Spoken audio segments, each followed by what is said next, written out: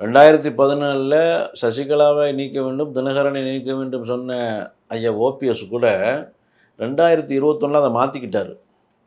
அவர்கள் இல்லைன்னா கட்சி தோல்வியை நோக்கி பயணிக்கும். தென் மாவட்டத்தில் வெற்றி பெறுவதுங்கிறது அவ்வளோ எளிதான காரியம் கிடையாது.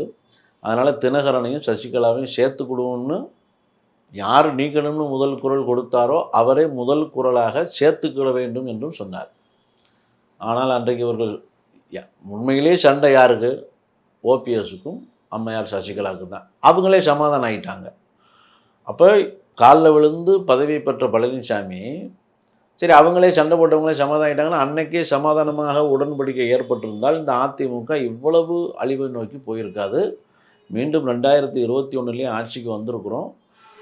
அதையும் விட்டுட்டாங்க.